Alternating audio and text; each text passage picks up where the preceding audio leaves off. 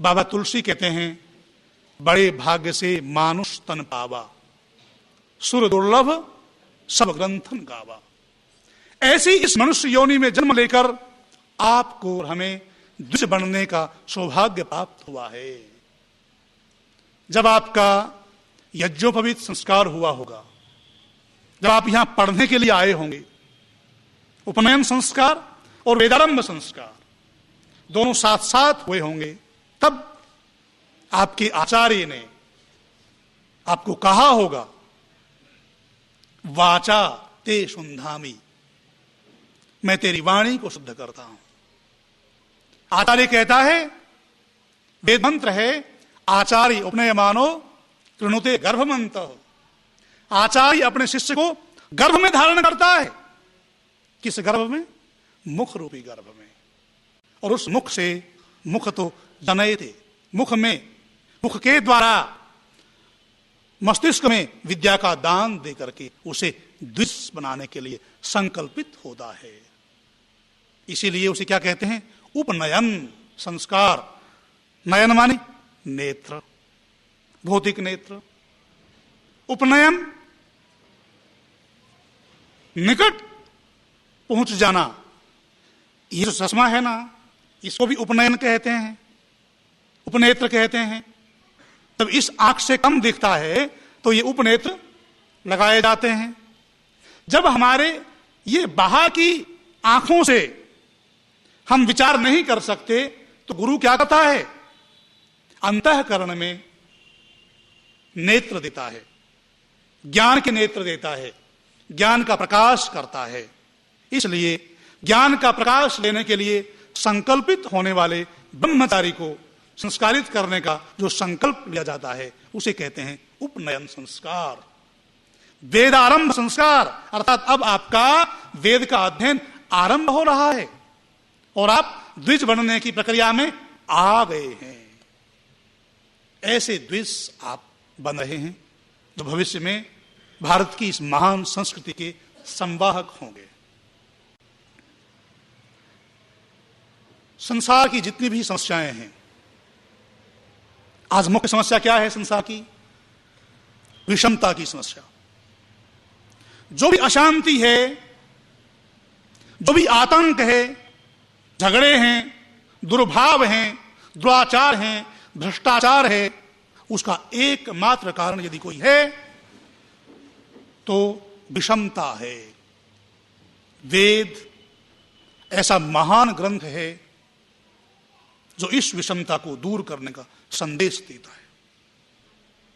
और ये वेद, इसका पावन ज्ञान परमपिता परमात्मा सृष्टि की आरंभ में 4 पवित्र अंतःकरण वाले ऋषियों के हृदय में देते हैं। वेद कितने हैं? 4। वेद का एक निश्चित क्रम है। ऋग्वेद ही पहले क्यों? अथर्ववेद पहले क्यों नहीं? निश्चित क्रम। देखो, आज हम क्या कहते हैं? बेसिक जानकारी। आज हम बेसिक जानकारी पर चर्चा कर रहे हैं, मूलभूत जानकारी पर। आगे जब चर्चाएं आगे बढ़ेंगी तो और गहराई में जाएंगे। आज ऊपर ऊपर से कुछ चर्चा कर रहे हैं। ऋग्वेद, यजुर्वेद, सामवेद, अथर्ववेद। परमपिता परमात्मा सब जीवों के कल्याण के लिए मंत्र क्या कहता है? यथे माम वाचम कल्याणी मावदानी जनेभ्यः। वेद की अंतः साक्षी से परमपिता परमात्मा उपदेश करते हैं कि मैंने सब मनुष्यों के, केवल मनुष्यों के नहीं, सब प्राणियों के कल्याण के लिए इस वेदवाणी का उपदेश किया है। सबसे पहले ऋग्वेद। देखो, कोई भी काम आप करना आरंभ करते हैं तो उस कार्य को आरंभ करने के लिए उस कार्य के बारे में मूलभूत जानकारी आपको होनी चाहिए। ठीक है ना? तो जो मूलभूत जानकारी होनी चाहिए उसे हम क्या कहेंगे? ज्ञान। कोई गाड़ी चलाना सीखता है, ड्राइविंग सीखता है, तो पहले उसको बेसिक जानकारी दी जाएगी थ्योरिटिकल, जिसे वर्तमान भाषा में क्या कहते हैं, थ्योरी, थ्योरिटिकल नॉलेज दी जाएगी। उसको बताया जाएगा कि भाई ऐसे ऐसे पकड़ना होता है, वहां गेर होता है, और दाएं बाएं जो व्यवस्था है जिस देश में उस तरफ चलना होता है, लाल बत्ती होती है तब रुकना होता है, और हरी बत्ती आती है तब चलना होता है, या जो सिपाही है यातायात का वो संकेत करता है तब चलना होता है। पहले उसको मौखिक रूप से या लिखित रूप से ज्ञान दिया जाता है, समझाया जाता है, उसके बाद ही वो गाड़ी चलाना आरंभ करता है। पहले थ्योरेटिकल, उसके बाद प्रैक्टिकल। ऋग्वेद किसे कहते हैं, ज्ञान, ऋग माने ज्ञान।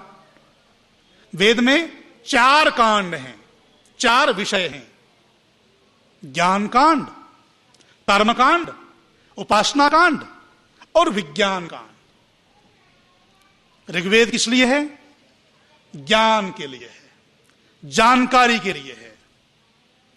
प्रकृति से लेकर परमेश्वर पर्यंत जितने भी पदार्थ हैं उन सब की जानकारी ऋग्वेद में है।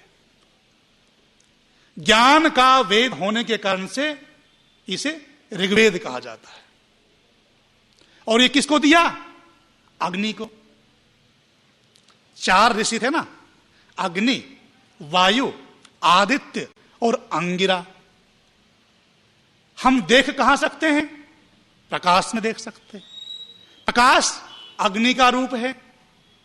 हमारी आंखें तो हैं, उपनेत्र भी है और गुरु का दिया हुआ ज्ञान भी है, परंतु अग्नि का प्रकाश न हो, सूर्य का प्रकाश न हो, या रात को विद्युत का प्रकाश न हो, तो आंखों के होते हुए भी हम देख नहीं पाएंगे। तो ज्ञान प्राप्त करने वाला जो वेद है पहला ऋग्वेद, वो किसे दिया गया, अग्नि को दिया गया। व्यक्ति ज्ञान का प्रकाश पहले प्राप्त करे, सब पदार्थों की पहले जानकारी प्राप्त करे। अब अगला वेद है क्या, यजुर्वेद। पहले ज्ञान प्राप्त करेगा, उसके बाद उसको कार्य रूप में परिणत करेगा, उसके अनुसार कर्म करेगा। इसलिए यजुर्वेद किस लिए है, कर्म कांड का वेद है। आप कर्मकांडी विद्यार्थी हैं, जो कुछ जाना है उस जाने हुए को अपने जीवन में ढालोगे और उसके अनुसार समाज में, अपने व्यक्तिगत जीवन में, पारिवारिक जीवन में, राष्ट्रीय जीवन में आचरण करोगे। उस आचरण का नाम क्या है, कर्म। इसलिए कर्म का संदेश देने वाले वेद का नाम क्या है, यजुर्वेद। यह क्या हुआ, कर्म कांड।